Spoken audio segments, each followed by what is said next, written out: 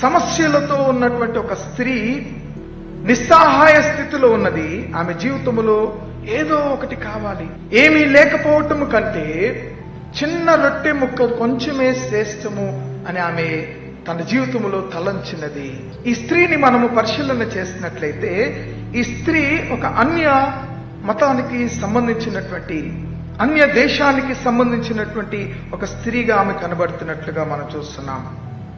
అయితే ఆమెకు ఒక భయంకరమైనటువంటి శ్రమ ఉన్నది.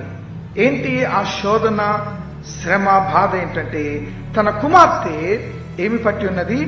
దయ్యము పట్టి బహు బాధపడుతున్నటువంటి ఒక సంఘటన తన కుటుంబంలో జరుగుతున్నట్లుగా చూస్తుంటున్నాం.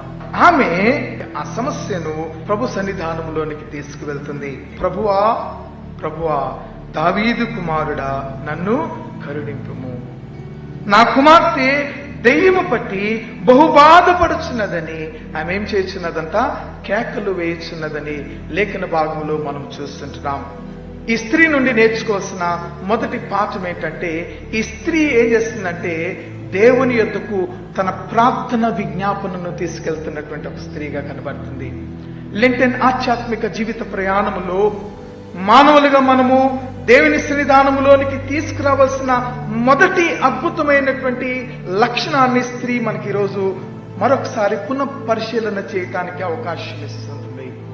అవకాశం ఏంటంటే ఈ స్త్రీ యొక్క ప్రార్థన దేవుని సన్నిధానములోనికి తీసుకొచ్చినట్లుగా చూస్తుంది. దావీదు కుమారుడా, నా ప్రభువా, నన్ను కరుణించుము అని ఆమె కేకలు వేస్తున్నది.